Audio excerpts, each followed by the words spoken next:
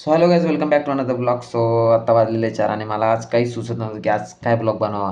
तर त्यासाठी मी विचार केला, चला मग लॅपटॉप काढून काहीतरी आयडिया बघू, काही सुचली तर सुचली. सो आता आपण केलेला लॅपटॉप ओपन आणि त्याच्यामध्ये आता मी विचार करतो काय करावा काय करावा. तर आपण मध्ये कॅपकट डाउनलोड केलेलं होतं. तर म्हणलं आज काही नाहीच तर मग त्याच्यात एडिटिंग करून बघू नाही का. आता आपल्याला डेली सवय आपल्या मोबाईलची, तर लॅपटॉपमध्ये मी आजपर्यंत कधी एडिटिंग केली नाही. तर ट्राय करायला काय जातं हो. तर त्यासाठी मी आपला लॅपटॉप ओपन केलेला नाही, ते तुम्हाला मी दाखवतो. मी कॅपकटमध्ये एडिटिंग कशी होती आणि काय त्याच्यात वेगळं काय नाही कसं दाखवतो. कॅपकट मी पहिलेच ओपन करून ठेवलं होतं कारण ते लोडिंगला थोडा टाईम घेतं. सो त्याच्या पहिलेच, आणि तुम्हाला जर लॅपटॉपमध्ये पण कॅपकट चालवायचं असेलच, ते जे VPN आहे ते कंटिन्यू डाउनलोड करायलाच लागणार आहे कारण त्याशिवाय पर्याय नाही. आता हे बघा, हे कॅपकट डाउनलोड केलं आणि काही क्लिप्स मी त्याच्यात ॲड केलेलं होता. आता तुम्ही बघू शकता जवळजवळ की जवळपास सगळं वेगळं आहे. जसं की आपण मोबाईलमध्ये जो फॉर्मॅट बघतो कॅपकटचा, तो ते ह्या प्रकारे नाही. कारण याचे जे आपले फिल्टर राहतात ते सगळे इथे येतात आणि बाकीचे डिटेल्स वगैरे इथं, आणि क्लिप इथं येतात. मग क्लिप इथं आले याचा अर्थ असं नाही की झालं सगळं. तर हे क्लिप आपल्याला त्यानंतर इथून असे पकडून इथं आणायला लागतात. मग असे सर्व एक एक क्लिप आपल्याला इकडे घ्यायला लागतात.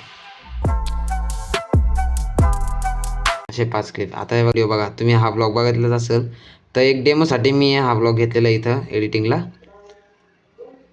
तर याच्यात जे फंक्शन आहे काही खूप सारे. आता बघा इथं ऑडिओ, टेक्स्ट, परत इफेक्ट वगैरे सगळे इथे वरती येताना आपल्या कॅपकटमध्ये मोस्ट ऑफ खालच्या साईडला येतात. तर आपण एक ट्रायल मारून बघू चला.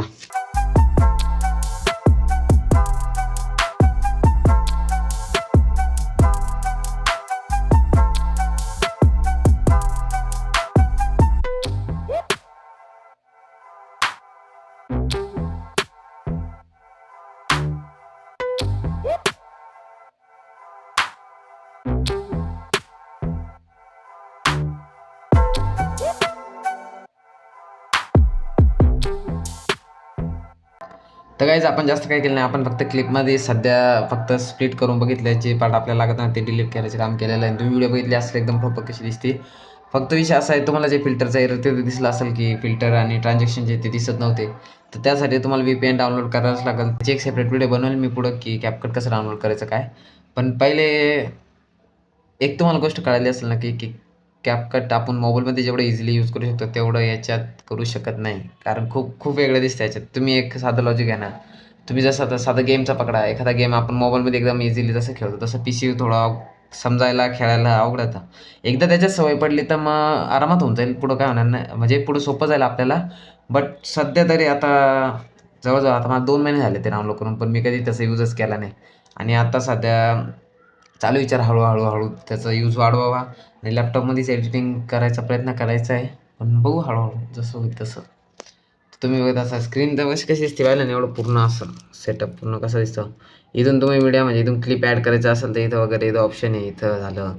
परत रेकॉर्ड वगैरे स्वतःचं रेकॉर्ड करायचं असेल तर इथून ऑडिओ, टेक्स्ट वगैरे सगळं सगळं सगळं करू शकता. समजा आता टेक्स्ट आपण घेतो, समजा इथं क्लिक केलं, याच्यावर क्लिक करू. हे पण इथं ॲड करायलाच लागणार तुम्हाला अशी ही क्लिप. त्यानंतरून याचं इथं सेटल करू आपण आणि त्याच्यावर टाईप करू आता.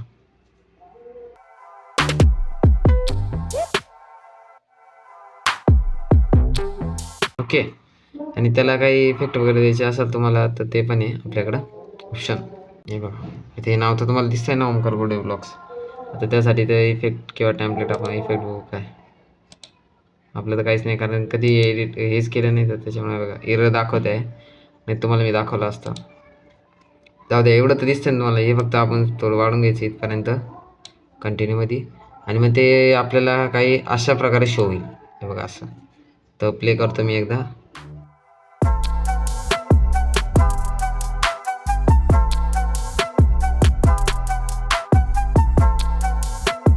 बघितले काहीच, आणि याच्यात खूप म्हणजे म्हणजे अवघड आहे थोडंसं करायला.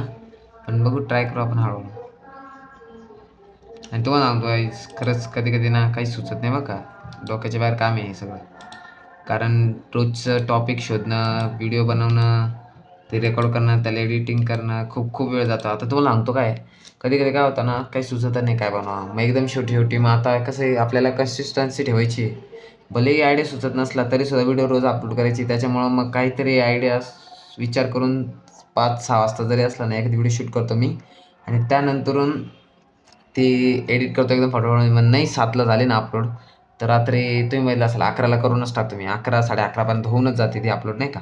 आणि त्याच्यात पण एवढा इश्यू येतो ना, म्हणजे लोडिंगला एवढा टाईम होतो कधी-कधी काय माहिती. कधी-कधी 400-500 एमबीचे पण असंच म्हणजे पटकन अपलोड होऊन जाते.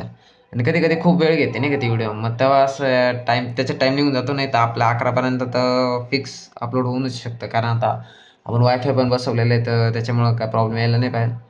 पण कसं आहे ना, पहिले मी यूट्यूबवरनं टाकायचे व्हिडिओ, म्हणजे आपले डायरेक्ट यूट्यूबवरनं. पण मग नंतर आता हळू मी सध्या जे डेली ब्लॉग आहे ना, ते आपले क्रोमला जाऊन वाय-टी स्टुडिओ आहे ना, तिथून अपलोड करतो. कारण कसं आहे, त्याचा खूप सारे फायदे पण आहे. ते मी नेक्स्ट व्हिडिओमध्ये तुम्हाला नक्की सांगेल. सो आजचा ब्लॉग मी इथेच संपवतो गाईज, आणि आपण भेटूया नेक्स्ट ब्लॉगमध्ये. So bye bye.